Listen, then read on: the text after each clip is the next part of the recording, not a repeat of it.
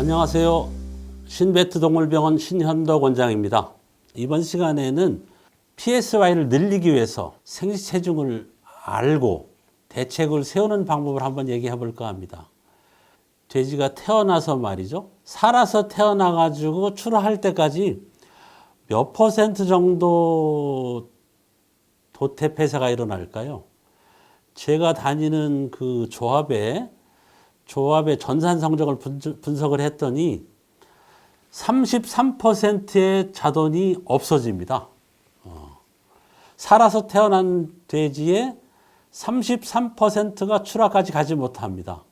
그 원인을 보게 되면 결정적으로 이 생시체중이 낮은 것, 이 다산성 모돈의 최대 문제점인 생시체중이 낮은 것, 그 다음에 초유를 잘 먹지 못한 것, 그 다음에 태어난 자돈들의 보온 대책을 제대로 해주지 못한 것, 이런 것들 때문에였거든요. 그래서 이번 시간을 포함해서 다음 시간에도 얘기할 이 생시체중을 알고 초유를 잘 먹이고 그 다음에 보온을 잘하고 하는 요 대책을 잘 세우면 PSY, MSY 2, 3도 올리는 것은 그렇게 어렵지 않다고 봅니다. 이번 시간 얘기를 잘 들어주시겠으면 좋겠네요. 다산성 모돈의 아킬레스건을 한번 볼까요? 다산성 모돈, 새끼를 많이 낳는 모돈의 아킬레스건은 새끼 낳는데 걸리는 시간이 길다는 거죠. 그죠? 난산. 자궁이 많이 오랜 시간 열려 있다 보니까 자궁염이 늘어나고요. 잘 아시는 것처럼 생시체중이 저하되고요. 자돈의 균일도도 좀 떨어집니다. 그러다 보니까 양자 관리를 할 필요도 좀 늘어나고요. 초유도 여러 마리가 나눠 먹어야 되다 보니까 초유 섭취량도 줄어듭니다. 그러다 보니까 생존율, 항병력도 저하가 됩니다. 모돈들이 여러 마리 새끼를 키워다 보니까 비유장애도 늘어나고요. 상유 섭취량도 감소합니다. 이런 것들이 다산성 모돈의 아킬레스건이라고 할 수 있는데요. 요 다산성 모돈의 이런 이 특징을 잘 이해하지 못한 농장들이 10년 전이나 지금이나 성적이 개선되지 못하는 것을 알 수 있습니다. 모돈이 바뀌었으면 그거에 따라서 관리도 따라 붙어야 되는데 이 다산성 모돈의 특징을 파악하지 못하고 옛날에 하던 방법을 고집을 하다 보니까 농장 성적이 올라가지 않는 거죠. 그죠? 총산자 수가 증가를 하면 당연히 생시체중이 줄어드는 경향이 있다. 이런 그 표입니다. 총산자 수가 늘면 생시체중이 저하하는 경향이 있다. 다산성 모돈의 공통적인 문제점이라고 할 수 있는 거죠. 그죠? 산자 수가 늘어나면 체중 변이도도 늘어나더라. 산자 수가 늘수록 체중이 작은 애들도 늘고 체중이 크고 작은 것도 늘어나는 것을 확인한 그 연구 자료가 되겠습니다. 당연히 생시체중이 크면 초유도 많이 먹고 그러죠. 돼지에도 갈색 지방이라는 게 있습니다.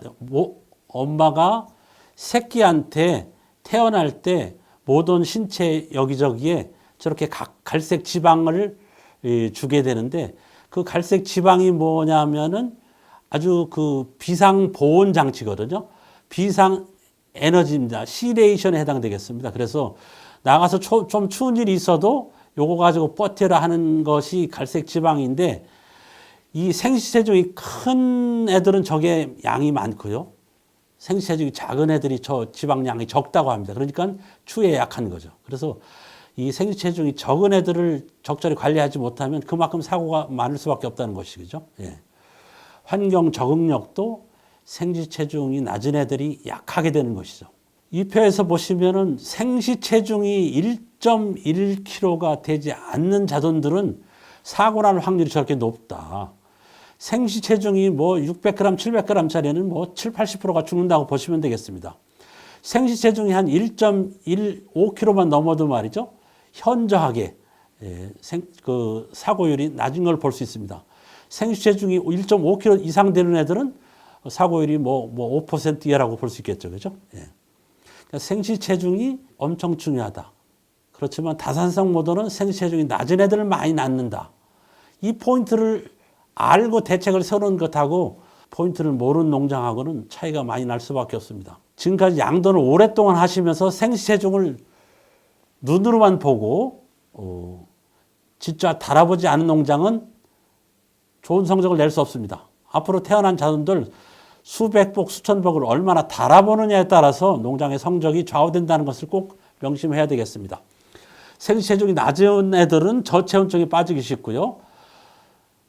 저체온증에 빠지면 젖을 제대로 빨지 못하기 때문에 굶는 상태가 되고요. 기운이 없다 보니까 깔려 죽기 쉽죠. 그래서 이것을 저체온증 기아 압사 증후군이라고 하는 것입니다. 이 저체온증 기아 압사 증후군의 핵심 원인은 생시체중이다. 생시체중이 낮은 애들, 게다가 활력이 낮은 애들은 이런 증후군에 빠지기 쉽다는 것을 알 수 있습니다. 이런 걸 방치하게 되면 이유도수 10도, 11도 그 고개를 넘지 못하게 되고요. 요 생시체중이 낮은 애들이 저런 증후군에 빠지지 않고 넘어가게 되면은 그 이유도수 12도, 13도 고개를 넘을 수 있겠습니다. 생시체중에 따라서 포유기, 자돈기, 비육기, 사고율이 이 차이가 난다. 생시체중이 낮은 애들은 저렇게 포유기에, 이유기에까지 그 사고율의 차이가 있다는 것을 보여주는 표가 되겠습니다. 또한 저체중 자도는 나중에 이유되더라도 이유체중도 낮게 될 것이고요. 저체중 자돈이 호흡기 질환에 잘 걸린다는 이런 연구도 있습니다.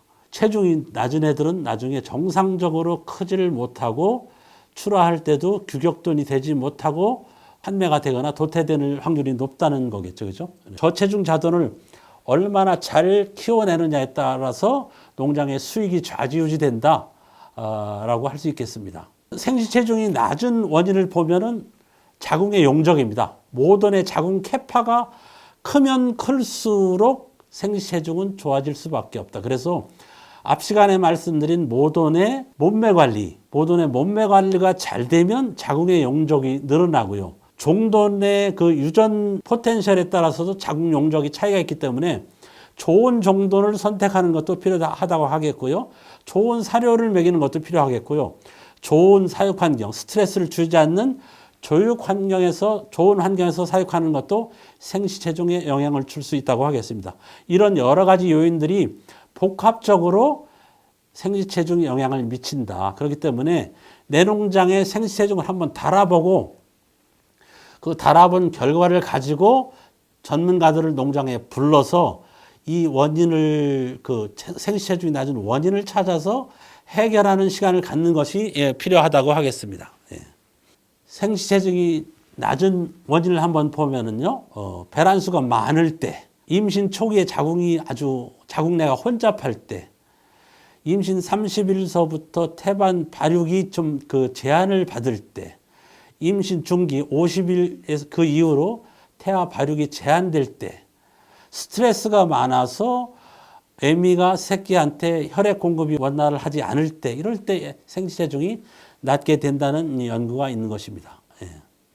자궁으로 가는 혈류가 제한을 될 때 당연히 생시체중이 저하된다는 연구 자료가 저렇게 나와 있습니다. 모든 몸매 관리를 잘하고 스트레스를 최소화하고 또 당연히 전염병 노출을 예방을 하는 것이 자돈의 생시체중을 높이는 방법이 되겠습니다. 사료회사에서도 또 이렇게 그 생시체중을 높이기 위해서 다양한 연구를 하게 되겠죠. 태아가 성장하는데 개선을 할 수 있는 영양소들을 저렇게 나열하고 있습니다. 그래서 생시체중을 키우는데 도움이 되는 영양소를 첨가했을 때 도움이 된다고 할 수가 있겠습니다. 지금까지 생시체중이 왜 중요한지, 생시체중이 낮을 때 나타나는 문제가 무엇인지, 또는 생시체중이 낮을 때 높이는 방법에 대해서 한번 같이 얘기를 해봤습니다. 다음 시간에는 초유를 잘 먹이는 방법과 자돈의 보온을 잘 시켜서 PSY를 높이는 방법에 대해서 한번 얘기하는 시간을 갖도록 하겠습니다. 감사합니다.